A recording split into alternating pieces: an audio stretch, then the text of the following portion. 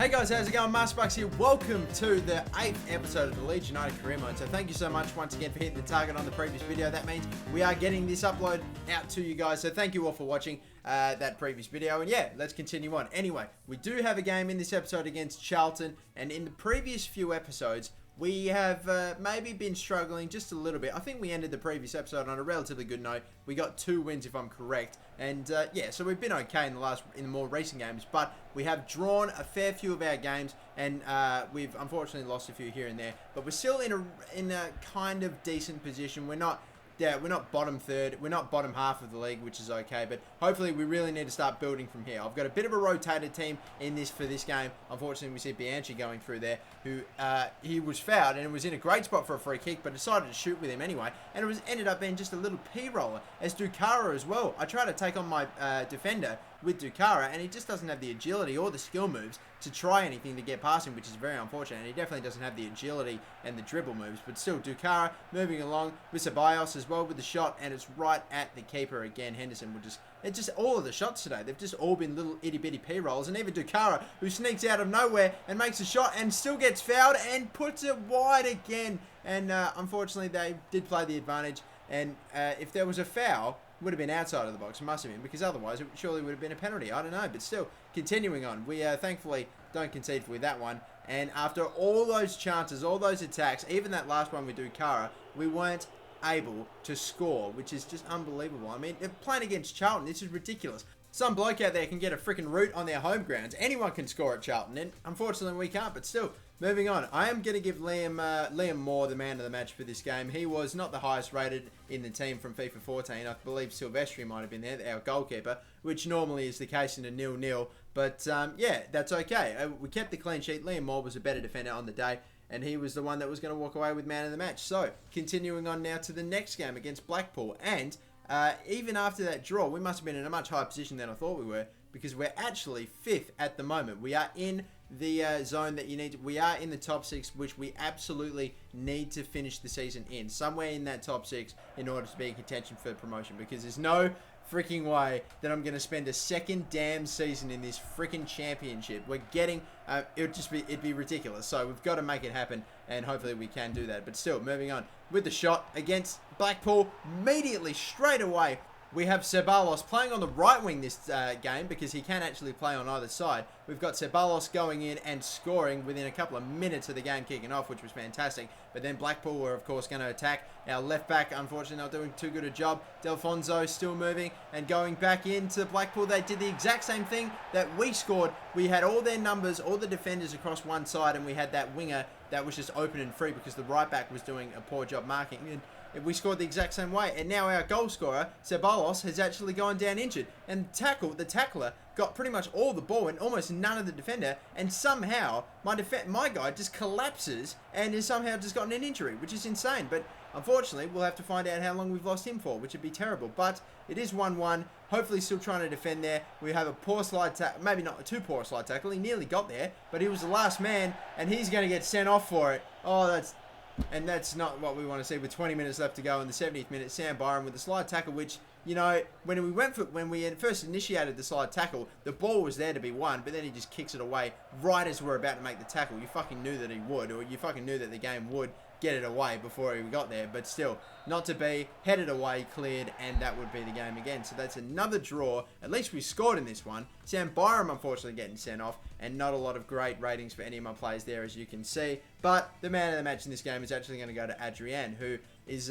he was playing at the centre attack and midfielder spot, but you can see he finishes up playing as a centre mid, but that's obviously because I've had to substitute one of my actual midfielders for, of course, Byram getting injured for another right back. But it looks like I actually missed that hyperextended knee. Sam Byram is going to be out for a while there, which is unfortunate. But now we move on to another game, the halfway point of this episode against Birmingham now. Now, come on. We've seriously got to get that win now, because we're just drawing so many games. I wouldn't be surprised if we have the most amount of draws in the league at this point. It's just ridiculous. I mean, we're nearly 20 games into the league. It's just insane stuff. We're about to find out where Birmingham is in the league, as it's about to come up.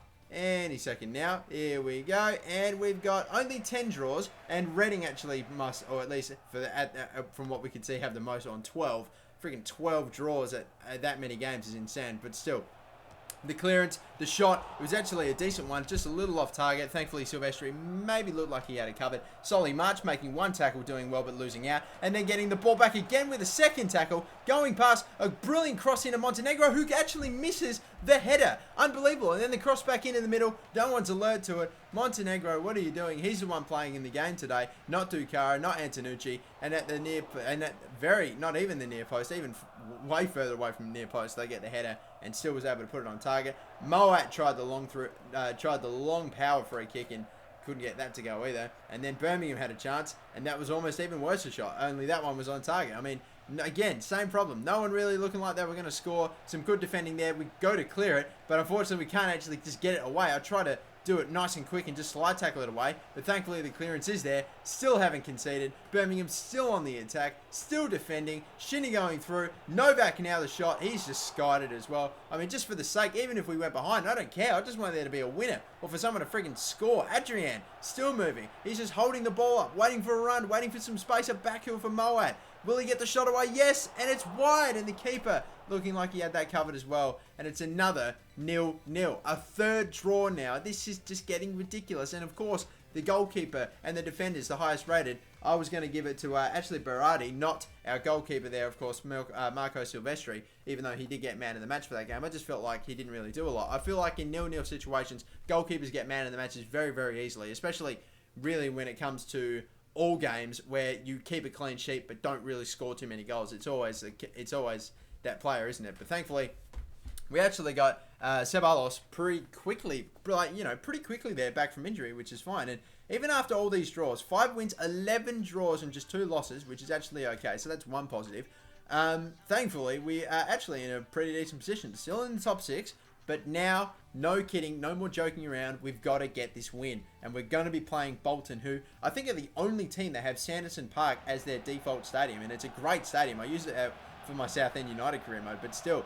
Moving on, Bolton. They have some relatively decent players. They've got Ryan Hall in the team. And for those of you that know your history, Ryan Hall is the inaugural J-Bucks medal winner. So he's a big fucking deal, and he is a danger man, that's for sure. So pay attention for him. He will definitely do something, as Moat is the man to take this free kick. Gets it up and over the wall, but it's just a little bit wide. Keeper may be looking at it covered anyway, but still, unfortunately, Moat yet to really make a he's yet to really do something quite big in this career mode. And still, Dukara's in the game. And Nicholas Storm, who's actually 1-on-1 with the keeper. Fake shots. He'll shoot. It's the first goal. Nicholas Storm has finally got off the board. He's on the board, should I say. It's Nicholas Storm who scored. The number 17, they said it was unlucky. It probably is. He's only scored now after so many games played. Maybe his 15th, maybe even, I should even check this, his 17th or something close to that game.